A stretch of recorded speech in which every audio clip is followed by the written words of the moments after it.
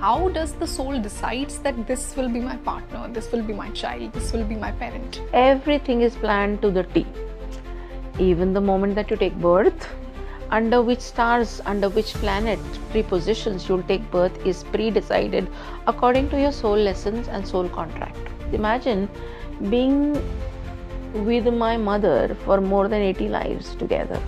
80 lives. 80 lives, sometimes 100, sometimes 132. People tell me these. Then he said, okay, go to the next one. See how many lives have you gone with them? 888 lives with your husband. You know, you meet some people and you have a very good bond with them. You meet certain souls who come to hurt you, they come for a limited time, they go out of your life. You might call them karmic partners, you might call them twin flames. The karmic burden is so much that the soul decides to split into two. And we both simultaneously, as two independent souls, are now going to do the soul lessons are also divided. You learn trust, I'm going to learn forgiveness. This way. And that's how two independent, now they become independent and they go on their soul journey. Very rarely will they meet. If they meet, they will be merged back into one soul and will merge with the divine only. Very rare, 1 in a million chance, you are in super conscious state. Let's understand. Super conscious? Yes, from subconscious in the womb. The womb is in soul state. You are in soul state. A lot of time miscarriages happen at 7th month, 8th month also. So the soul decides that no, this is not the family. I have heard from so many people that, you know, I love my mother so much, Rangoli, that in next life I want her to be my child. That is the kind of connection we have with our mothers. Probably that is what is the connection already.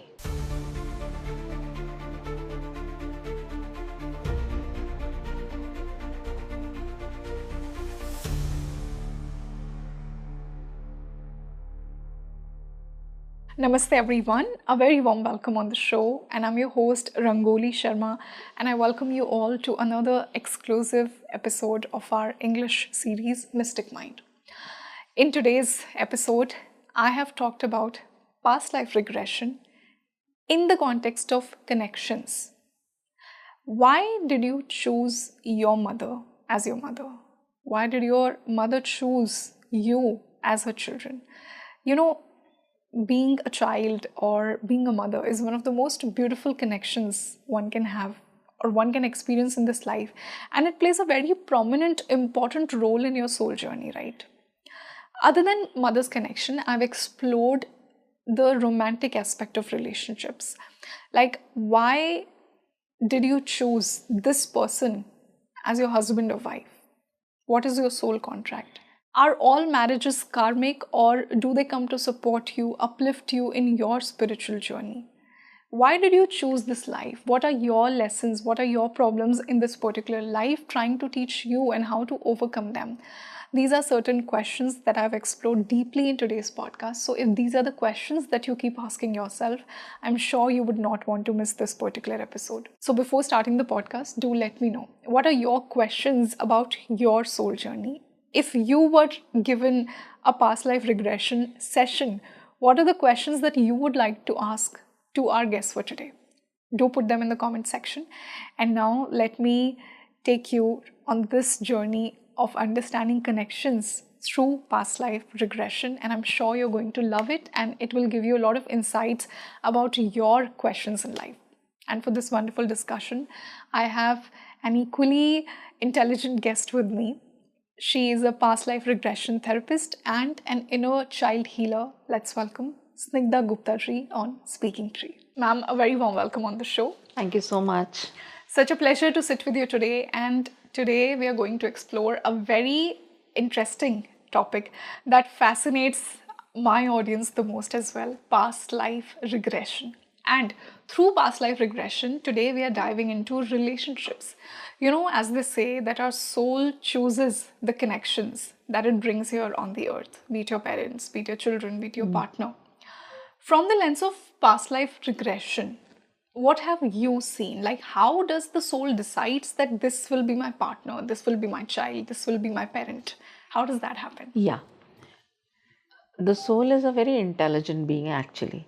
It knows exactly what is the lesson to be learnt in the next life. Accordingly, it sets the characters.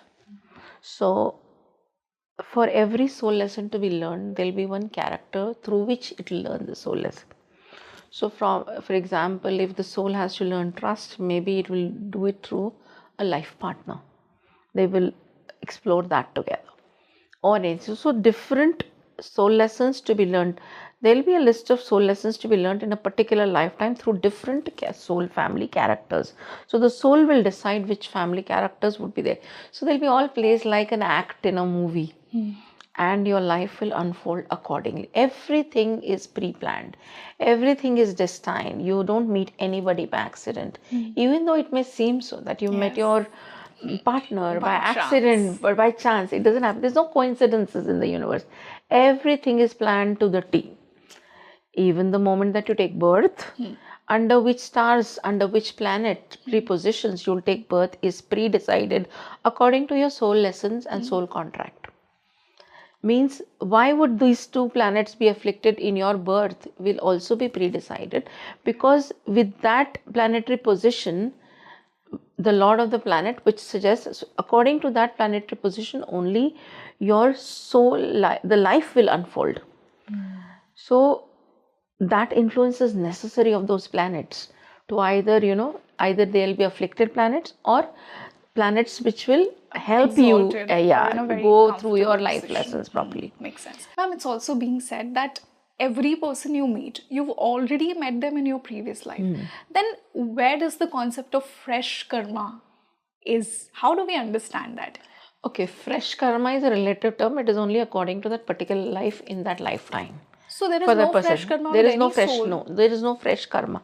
Basically, we are all carrying what I would say, a baggage of karmic contracts, soul lessons that we have. We come with that whole baggage in this lifetime that we have to complete, learn and move forward to go into the next stage of life. Not next stage of life, not the next life itself. And there's a waiting period in between that's called life between lives. That's how it is. So whatever we have come here to accomplish is either a pending karma or a soul lesson or a soul contract. Part of the soul contract you may have completed in multiple births.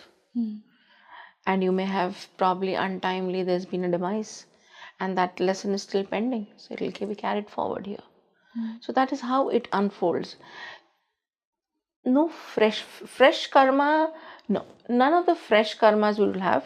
There will be always continuation of certain soul lessons from past lives only. So does that mean that any soul that you're meeting, you are not meeting them for the first time? Yes. But you meet some people and you feel a certain familiarity with them and you feel a sense of comfort. But there are certain souls which you're very neutral about. So how do we differentiate that? Yeah, people that you're very comfortable with, you feel a sense of belonging to them. You feel you know them for a lifetime. Yeah, exactly. That I've known you in some other life. I've known you somewhere else. Yes. And and that's very random. It is not every person that you meet you feel this way. There's some people that you suddenly feel so very comfortable, and vice versa. They also feel the same. Okay, I have met you somewhere before, but none of us remember ever meeting. All of that basically happens because there is something called a soul family. Every soul always belongs to soul family. It's a family, it's a group. Some people call it soul group also. Okay, now generally the current life that you're leading, their blood relatives will be there. Your parents, your siblings would be there, definitely, for this lifetime. And then there would be your friends, somebody you had very intimate relations with, maybe your husband, or whatever, there is a soul family. A soul family can be as less as 3 people and it could go to hundreds. And including pets. Pets are also a part of your soul family. So these are the people you will be very comfortable with. We do something called beyond life regression also after PLR. Beyond life. Beyond life is life between lives. When you go into the spirit world, how is the journey of a soul in a spirit world? Where does it stay before reincarnating, I mean, before coming back to earth, how much time does it take? Which soul family does it belong to? What is the relationship with every soul in its soul family? For example, your father or your mother. If you see, there is called a soul family room. So after the soul is welcomed, after your death, when the soul goes upwards in the heavenly plane, the soul is welcomed by the soul family. They are all there to receive, like we receive guests in our house. So they all stand there, and then they welcome you. They take you there. Then they take you to meet the entire soul family.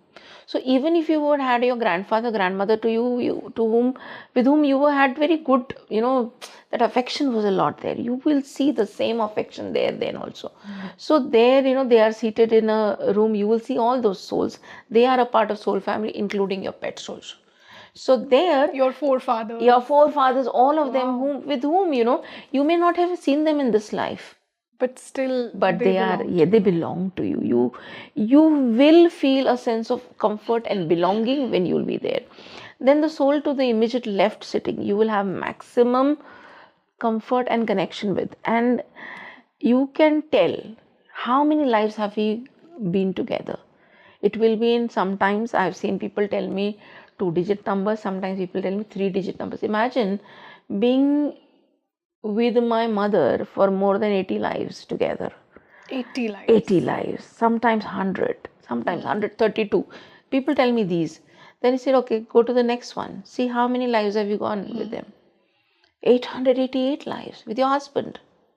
So ये 7 जन्म का concept. Yes, exactly. That was my next question. 888 lives with that, and not exactly as husband and wife in any other relation, but with this soul. Right. You've had these.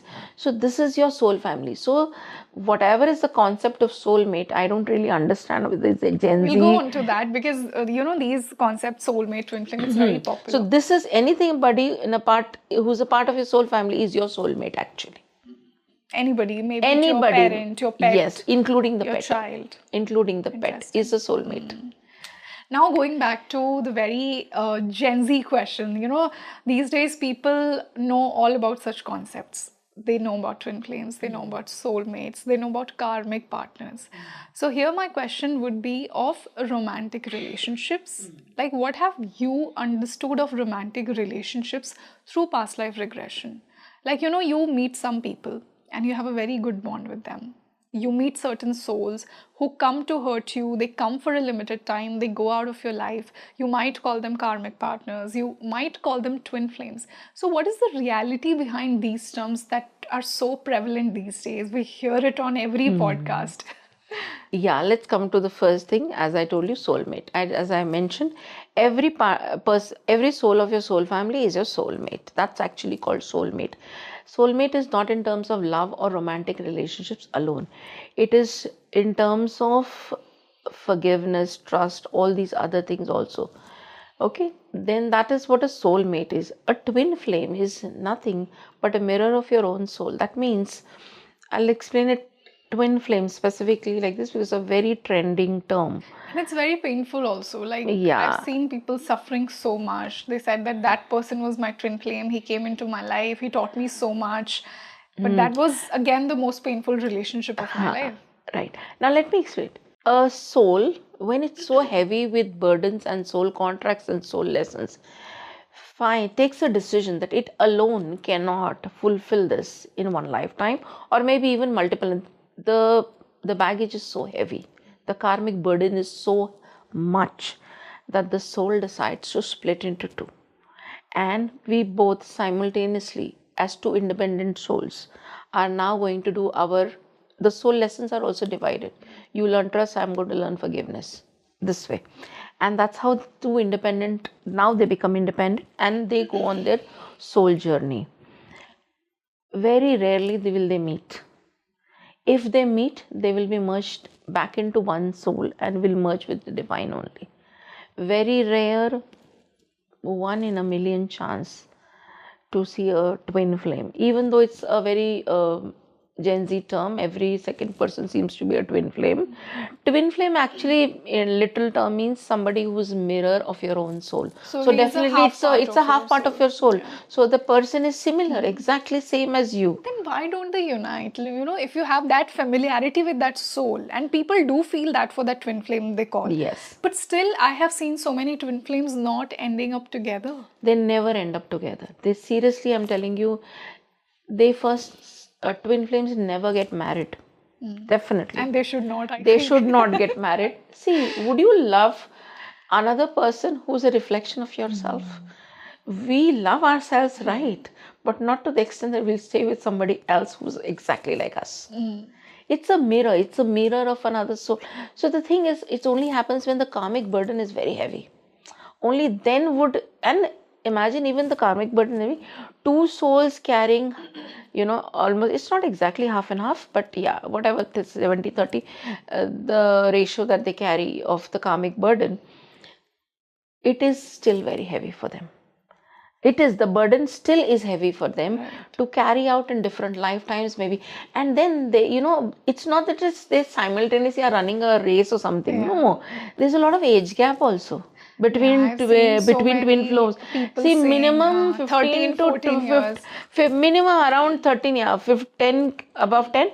About 13 to maybe 20, 25, 35 years age gap is there. But there is also a section of people which believes that their twin flame is of almost their age. And I've heard this from another group that, twin flame age difference is 14 to 15 years. So what is the reality?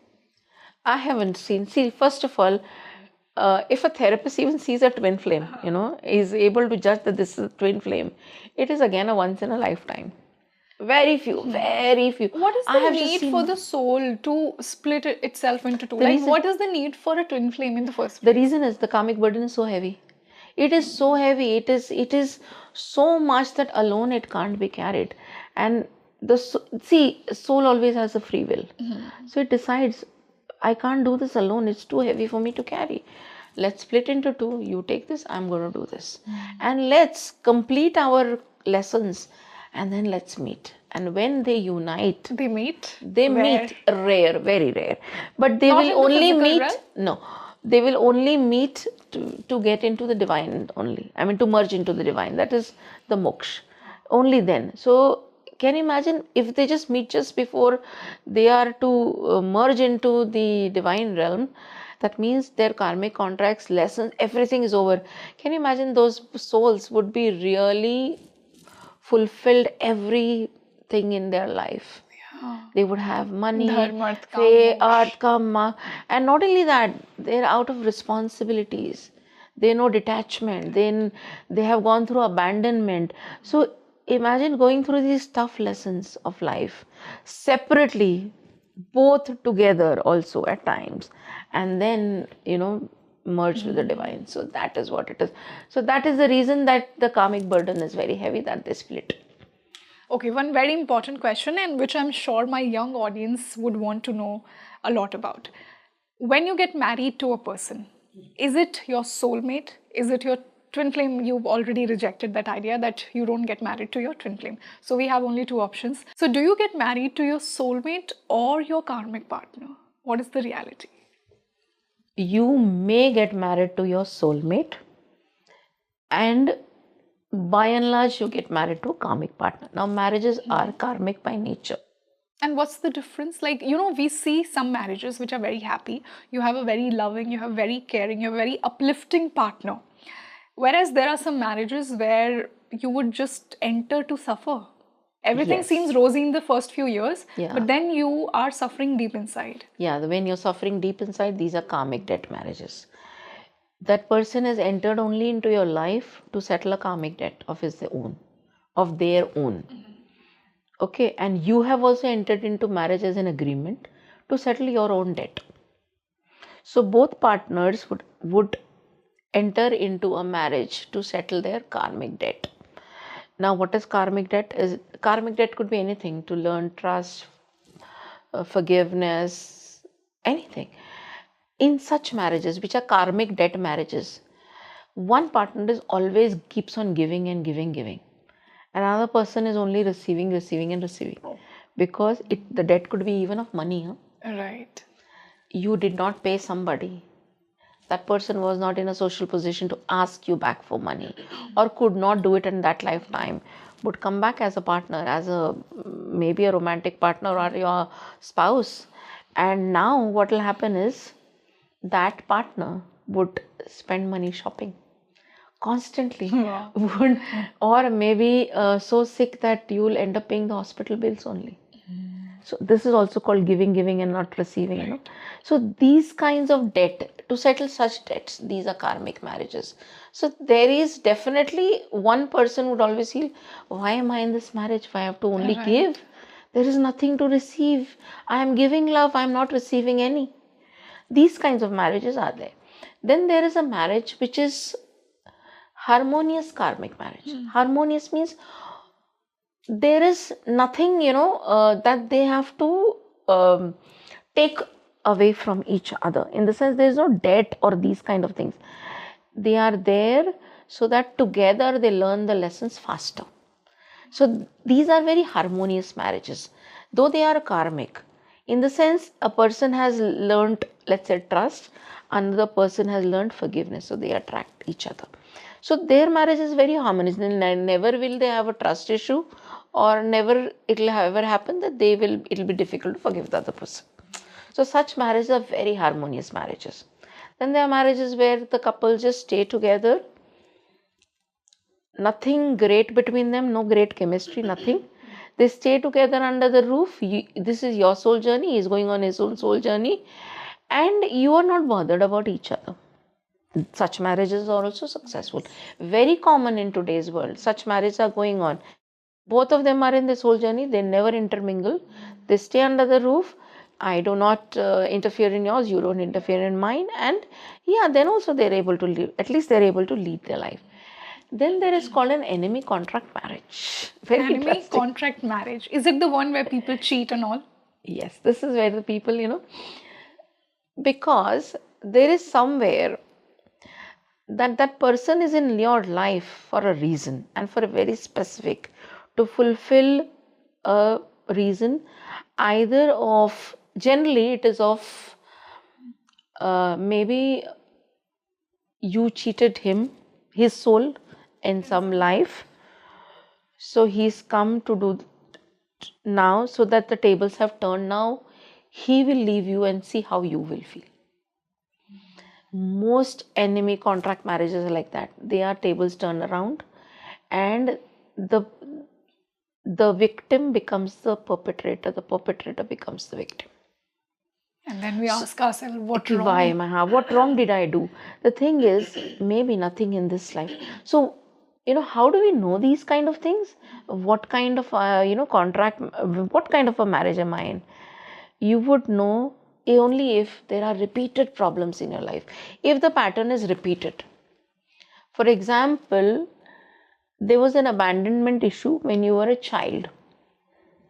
You were probably, you couldn't stay with your parents. You stayed with somebody else during your growth years.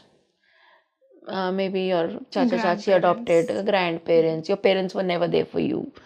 A kind of abandonment. Yes. All right. You grew up. You got attached to somebody. That person cheated on you, went on with somebody else in college. Then finally you do attract a partner. Very good, everything is there. But then now you cheat. You cheat. Why? Possible. Because you were abandoned in your childhood. Yes, because this pattern of abandonment will get repeated. Abandonment means either the parents abandon, or your partner abandoned, or you abandon. Then you have children. Then your daughter-in-law comes.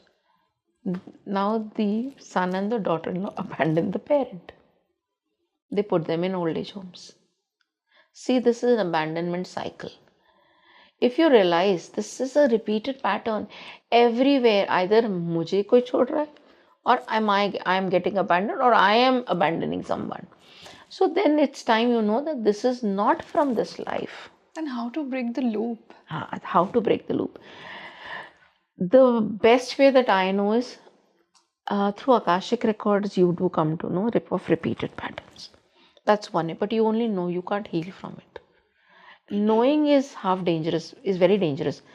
See, it's a spiritual crime to know, even when we do a past life regression, just showing the client that this is what you've done and scandalizing the client. Suppose, if the client gets scandalized and he understands, okay, now why he's facing this cheating issue with his wife, he understands all that. But what's the point of just understanding? It's like watching a movie and coming out very scary. And it's a very strong word that you've used, spiritual crime. It's a spiritual crime. Yes, we call it a spiritual crime to just show that person that life. And we don't show just one life which is responsible for the problem, 3 lives. 3 lives, at least. At least. Because, one life, random one life, anything could happen. You're not just, that one life is never responsible. There is something called root past life, from where this problem started. For example, abandonment. If a woman wants to know why her husband abandons her, so when we go to that root life from where this abandonment issue started, the first life, then henceforth after that, this is only a repeating pattern. In every other issue, there will be abandonments. After that life, maybe 7 lives, maybe 10 lives. And this pattern is repeating here in your present life also. So we actually diagnose the root life from where the problem started. Then if we correct the root cause, then all lives get sorted henceforth after this current life. So first we find out the root cause, and through a PLR we have to seek forgiveness. That is the first thing. Just showing, visualizing, seeing it, feeling, oh God, see what I have done, and no wonder karma is a punishment, and now I'm going to be punished. It would be traumatizing, but by and large, your subconscious saves you. They are not traumatizing. Even if there's been a lot of trauma, your subconscious saves you. It doesn't show you everything, only what you need to know to heal your present life. That much only is shown. You may have done worse things, worse acts, but only that much is shown to you, which is necessary for you to heal. So we need to heal. Just seeing is not enough. So first of all, suppose you have cheated this soul in a past life with somebody else. Once you see that, you seek forgiveness from the soul. Else, this entanglement of these 2 souls, which has continued till today, will continue further also, in future also. So we need to ask forgiveness, because that is the only way we can actually 2 souls get independent of each other. There is no entanglement of the cords then. So we need to seek forgiveness and cut a toxic cord with that person, the soul. What I mean to say is person or the soul. So we seek forgiveness. At times, that soul is so hurt, it is not ready to forgive you. So repeated forgiveness is, we need to seek on the behalf of our client. And if the soul forgives, well and good. We just cut the cord from this soul to that soul. There is a procedure. It's a very scientific way. We cut cord, the 2 souls become independent. So now the karmic and energy entanglement is not there between the 2 souls. So one person's issues are not going to affect the other. So independently they go on in life. I'm not saying that they become the best of buddies suddenly. All love and romance comes back in their life. That may not happen. But the karmic entanglement is off. That it's like a knot is opened and you left the 2 souls to independently dwell with in the universe. And then there is cord cutting, then there is healing. We need to heal. There's a black box healing that we do, where all healing of all the other emotions, feelings, all that we do. Then there is an angel level healing at the spirit world, and then we bring you back to the past life. So 4 types of healing are done, and that's what I use the word. It's a spiritual crime not to heal the soul before bringing them back. I know of lot of therapists, regression PLR therapists, and who show them that all the traumatic things, and the client is still in the trance only. Exactly. Forever. That what did I do? How could I be so bad? And they bring him back. They bring the soul, bring that person back without healing. Now, without healing, that's why I said it's a spiritual crime to bring a person back like this without healing. He has seen something traumatic. You need to heal that soul, or cut cords with the soul with which the current issue is related to. Unless you do that, that much they do, but they don't heal the soul. Healing is most of utmost importance. After that, let me tell you. Say for example, there is cheating.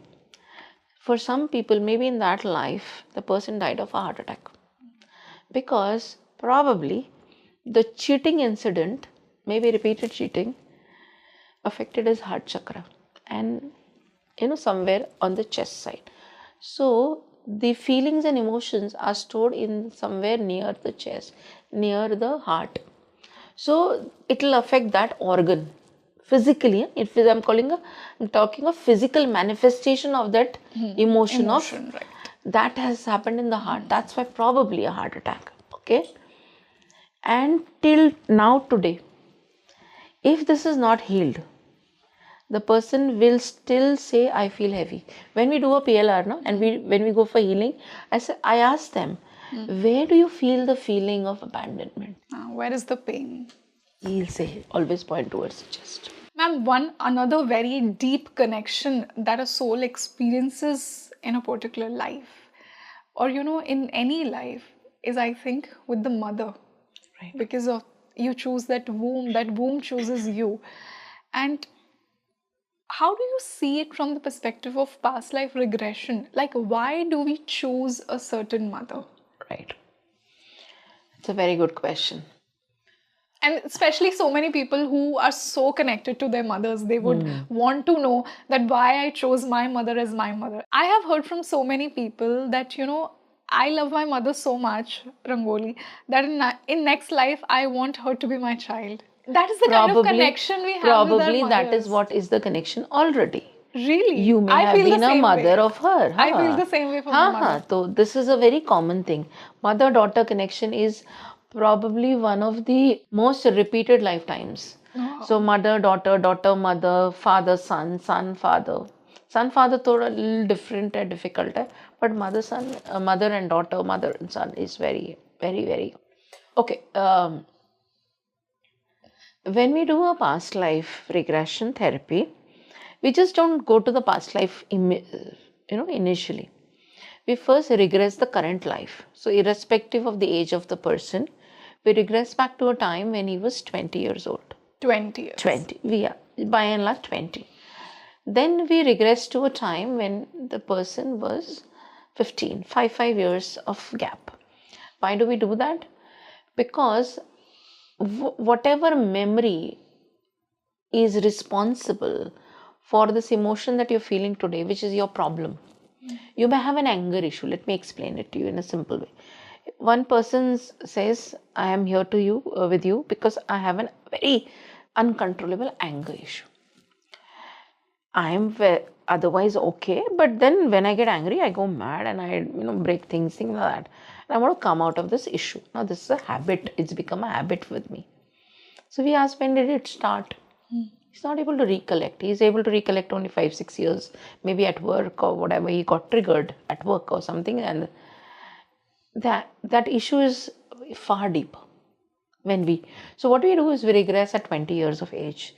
So the first memory which pops up from his subconscious will be an issue where anger will be involved, definitely. So we remove the power of that. We remove that energy of anger from there. Probably tell him to see the whole scene of that getting angry from a third party view. So he's not involved in that angry scene himself. He can't express the trauma. And we remove the power of that scene itself. We use a lot of techniques to do that. And then we regress back to 15 years of age, regress back to 10 years of age. So every step that we take, 5 years of age, 5 or 7. It will go back to that time he was 5 or 7 or 6 also. So wherever that issue is triggered, that memory will pop up. Event will pop up. And he says, and he will remember that crystal clear. This is what I was wearing. This is what my mom said. This is why I failed in the exam. My dad reprimanded me. This is what happened. And that seething anger again, he relives it. He re-experiences it. And we remove the power from there. 5 years of age, 1 year of age, then 0 years of age. Now, even if for till 5 years of age, you remember consciously your memories from photographs and albums and other things, 1 year of age, nobody can remember. So what you are speaking at 1 year of age is from your subconscious memory, which is showing you, projecting the whole event like a movie, HD color movie. It just as if you're watching a movie, you can see at 1 year. So we ask even at 1 year of age, where are you? Jhule mein, palne mein. What are you wearing? Some kind of jhabla. Okay, who's around you? Is everybody lovable towards you?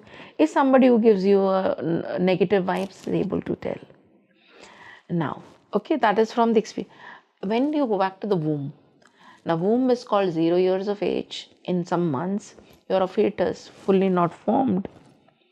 But you are in super conscious state. Let's understand. Super conscious? Yes, from subconscious in the womb. The womb is in soul state. You are in soul state.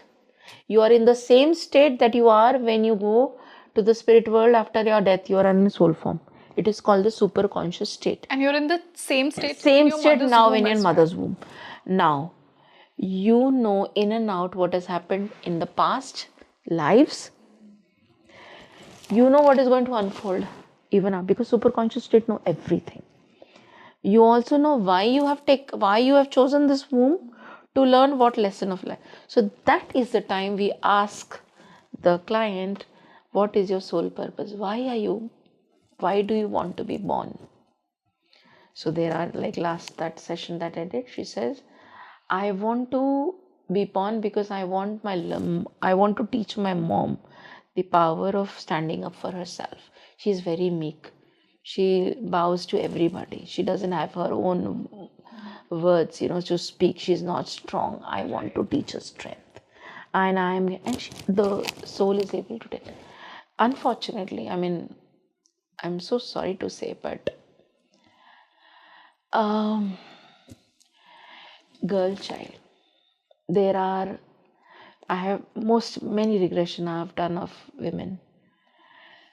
If the girl child is in the womb, and we say, okay, sure, tell me what else are the elders talking about, because he's able to hear, express everything. He says, yeah, my father doesn't want a girl child. The soul says so? Yeah, because soul is in superconscious. Soul knows.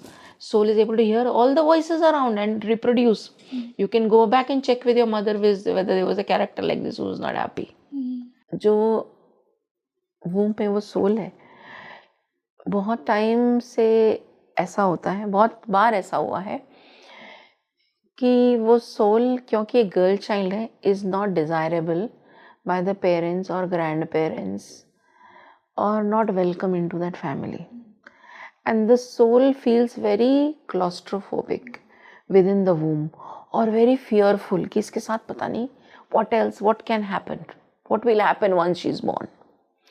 So many such souls, because of the behavior of people around, and they can hear all the comments. They're so surprised. They are so, I am not welcome. And if you're not welcome, what would you do? Right. You would not want to go. You would not want to be born. So a lot of time miscarriages happen at 7th month, 8th month also. So the soul decides that no, this is not the family where I can complete my karmic contract or my soul lessons. I will learn any lesson here. This is not the correct family for me. Just not that, of course, it makes the choice of the mother according to the womb is correct. But the family members around are so toxic that the soul decides to abort. Doesn't the mother's free will or her love bring the child into the world? It does, to a certain extent it does. And the fetus, the soul can hear the heartbeat of the mother, the comfort of the mother, everything. The warmth of the mother, the soul is able to feel the warmth. They don't feel cold, they feel warm. They feel protected. And when I ask in the womb regression for the soul, they say, I feel very warm, very protected, in light. Some people say, I feel in dark. I feel I'm in a very dark place. I feel there's no space to move around. I feel claustrophobic. I am fearful. I mean, certain words, मुझे बहुत डर लग रहा है, मुझे नहीं पैदा होना. They say so. I've heard this, that being born is actually a very painful process. Traumatic it's more process. traumatic than Yes. dying, because Yes, the because- soul remembers everything of the past, and the then- soul is ready to take up the new journey. What do you think could be the bigger reason of the fear after being born? Like, when the soul The just fear comes is out in the world. supposed, see, there are 3 exit plans for every soul to leave this world. Probably the free will of the soul is there, but the soul decides, let us see what is going to happen in this family. Later on, one can postpone that decision to exit at another time. And looking into all of this, the kind of toxic environment, the fearful, and sees that the mother is being dominated, her own mom is being dominated by maybe her own dadi or any other person of the family, maybe a joint family or something, then the soul, if then sometimes the soul purpose is just to teach that mother a lot of confidence to stand on her own 2 feet also. So see, generally souls have not chosen their mother or that womb just to further her own soul lesson. It is also to advance the mother, to complete her karmic contract also. To complete her lesson, to teach her lesson, to help her gain her freedom, to help her not to be meek, to help her stand confidently in front of people, speak out. Many women don't speak out. So the soul is going to help as a daughter later on to help the mother further her career, maybe to teach her something of value. So then also this happens. So it's a contract, right? So contract is always between 2 people, 2 souls. Here it's a karmic contract, so it's between the 2 souls. At the same time, I feel a miscarriage is one of the most unfortunate thing, or one of the most painful things experience that a mother would feel. And I feel the same for the soul of the child as well. What is the bigger reason behind the miscarriage, other than, the surroundings or the family being not supportive? Like, what could be the journey of the soul with the mother who experiences the miscarriage? Sometimes I have also seen the souls experiencing utter disappointment, a lot of abandonment even in the womb. They feel that there's nobody for them, or they don't feel any warmth from anybody around. See, warmth is an energy. You don't have to speak out to feel the energy. Soul is able to. So that doesn't happen. I'll tell you of a case. The person came to me for anger. He had uncontrollable anger. Just around nearly 30 years old. That boy had uncontrollable anger, and the mom knows that this is an adopted son, is not her own. And this family in which he is born, they are very mild people, both parents, both mother and father, very mild people. And his anger issues are at anything and everything.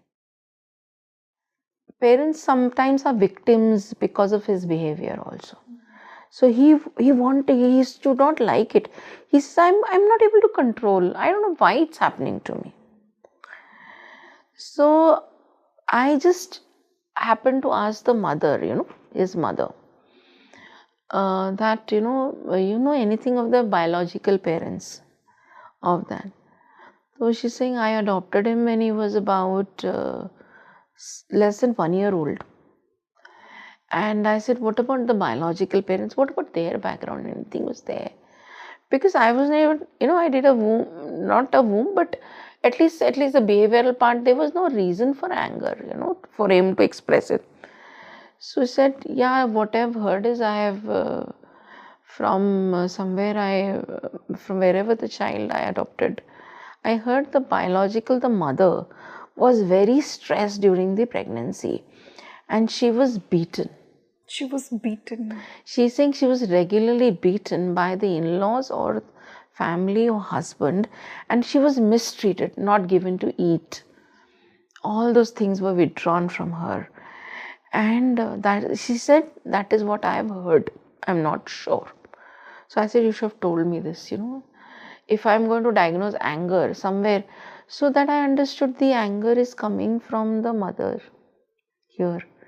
Which she was not able to express. Not only from the mother's frustration and the anger of the in-laws, anger of the husband, everything directed at her. She herself didn't know what to do. In this case, what would the mother do? She would prefer the child not being born, actually. Because some conscious she'll feel, because she doesn't want the child, it'll be born again, when the child will be of some years of age, would be probably beaten because their family is an angry family. So yes, with therapy, here what happens, when I did the ICH, that is inner child healing, there were very few incidents of anger, which he should have actually been angry. There was no reason for it, but he was unnecessarily angry there also. So we went back to womb, and this is one of the very successful cases of womb regression, where the womb was so traumatized, that was a very traumatizing. So there, it came from there. So there are so many, emotions which are affecting our life. Now, had we not gone to the womb, this anger by any therapist cannot be taken out. It can't be healed, it can't be treated. It is not from this, even if it is from this life, there's no behavioral reason for this anger. So generally psychologists, therapists do what? They, maybe a cognitive behavior therapist would look at the behavior, try to change behavior, you'll have to do this, maybe cooling down techniques you'll give. But it is not going to work on this person, because he is carrying anger from the womb.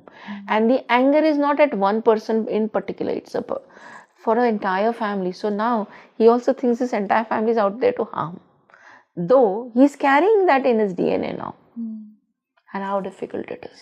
And then the same pattern would also reveal into his relationship. Yes. Romantic relationship. As of now, he's not married. But the mother says, with this much of anger, I'm scared to get him married because I know it will not end up amicably. Makes sense. So there are some things which we carry from womb. There are some, and we first do a inner child healing, then we go to womb. We clear everything. We heal the womb also. And then only go to a past life. While you were telling me about the experience of the mother who was not treated well while she was pregnant, one very practical question came to my mind. We see so many children, even before they are brought out into the world, they will have all the comforts of the life because they are born into a rich family. The mother is eating nutritious food. They will be well taken care of. And then there are children who belong to mothers who are on a roadside. Malnourished. Yes, malnourished. Now we blame it on karma and all those things, but how do you justify it from the perspective of past life? Like, why does that soul chose that womb and this soul chose this womb? The soul chose that womb because the larger lesson for which it has taken this birth will happen through this womb only. Because the larger lesson could be to learn for a person who is so pampered, for a womb which was so pampered, it would be probably that lesson was humility. To learn to be humble. Yes, when you have everything, you have to learn to be humble. Yes. And when you don't have anything, when you do not have anything, then what will you learn? You learn to give. You learn to give. At least that's what I understand. That's what it is. So that is what. So because these are two different souls, different lessons, different karmic contracts. So there is no generalization here. Always the soul will choose a womb, a family. See, everything is played out and shown, like on a TV screen. This will be your mother, this will be your father, this is the body you will take. You also have choice of body. Choice of body, because Now, the body is the vessel through vessel, which your soul would express so itself. when we do a beyond life regression, The life between lives. the life between lives, there's a body selection room, and the soul is able to tell that there are 3 bodies here. I have to learn forgiveness, or maybe adjustment between partners, or maybe to learn emotional something. And they say, we asked, there was a case where I asked, I said, what is the choice that you have of bodies? Yeah, He's saying one is a female body. I said, what are the 2 other choices? That is what I took. I said, right. What are the other 2 bodies? One is of sadhu. That body is shown to me. And one is of another man. So I said, okay. And the soul is intelligent. I said, why did you choose this woman's body? And the life after what the woman will go is also shown, that you will have a difficult husband. You will have to continuously only give. You will not receive. And this will continue with your son also. That's exactly the life she is leading today. So I asked her, why did she choose this life? It's a difficult life, right? She's saying, what was the option? Sadhu. Sadhu has forgone the world only. Where he's going to learn all these? Only in a family life will I learn all this. Give. Sadhu can't, So I did not take up that life. Man can't deeply understand these emotions. A female only can. So I chose this life. So the soul is able to tell you in so much of clarity. How fascinating. And it is shown, like there are huge TV screens, and they are shown, this is one, this is which one you choose. And that body is given to you. So that's a body selection route that happens. And so, see, the thing is, the soul always has a choice, remember. So if a person has chosen a difficult life, let me tell you, sometimes I feel very bad for some women who've chosen a very difficult husband. Or I have seen somebody who's a special abled child, autistic child.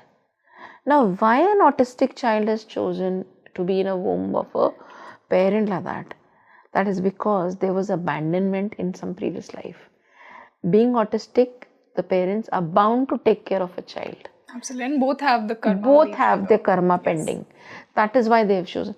Also, like you choose a person, there also there is a choice that you're given a life. These all karmas will be, your karmic contracts will be over. The loop will be closed. But here you have to take 5 lives to complete this karma or the soul lesson. There will be, let's say there are 10 soul lessons. It will take you 5 lives to complete those soul lessons. In an able-bodied person. Next choice is, you're born with a hole in your heart. But in one lifetime, you'll be able to complete. Third, you're born autistic for 3 lifetimes. And it will take, what will you choose? 1 lifetime. One major theme. In 1 lifetime, everybody wants to complete their soul lessons fast so that they can evolve, right? We are not here in this universe, in this earth plane to experience love, things like that. We are here. We are not. We are here only to evolve spiritually and grow. These are all, what I would say, instruments and tools. These are what we're going to learn. We are not here to have a husband, children, family, career. These are byproducts. We are here to experience certain emotions, learn certain life lessons, soul lessons, complete our karmic contract, close our loops, and go ahead to the next class. Standard, like in a school we do. What is the next standard? Next standard is another soul lesson which is more difficult than this. So you have to be able, once you cross this, can you go in for another one? And surely I'll make sure that in the coming podcast with you, I cover those lessons and those standards for our soul. It was a wonderful discussion. Thank you so much. And I think it was so insightful in a way that These are questions that we all keep asking ourselves. Right. Not consciously, but somewhere. Why is this happening to me? If I've got such a loving partner, what could have been my past life karma with this person? Why am I so loving towards children? Why am I so attached to my mother? So I tried my best to cover some of these important questions that we all have. There's one more thing, I just forgot this. As when you said, why is this happening to me? Why am I the victim? Why everyone else is so good? Good things are happening to us. But why am I having such a tough life? This is what we keep asking to us. This is victim mentality. If we just change that question as to, instead of asking, why is this happening to me? If I switch to, what lesson does the universe want me to learn through this? And let me understand that lesson, let me complete it as fast as I can and move on. If I take that attitude, this will be that fast. It will be a fast growth. Because what universe is interested in, you learning the lesson and taking the next step ahead in life to move on, to spiritually evolve and grow. That's what we're here for. So most people are, always take up the wind. Why me? Why such a difficult husband? Why this? Why that? Instead, why don't you, okay, half the people, women, very difficult mother-in-law. I hate her. Remember, the person who has triggered you the most has actually come into your life to teach you the most difficult lesson only. So that person is triggering to you so that you learn the lesson. Close the loop. If you keep this all the time in a victim mode and you try to fight over the person, again in another life you will become the mother-in-law and she will become your daughter-in-law. So that you experience now what happens when you are the mother-in-law. Now you are a daughter-in-law, but then when the role will be reversed, then you will really understand what is receiving and what is giving. And universe wants you to expose both sides. Wonderful. I'm sure this would help a lot of people. Thank you so much, Snigdha ji, for joining me. Thank you for having me. So you tell me in the comment section, how did you like today's discussion?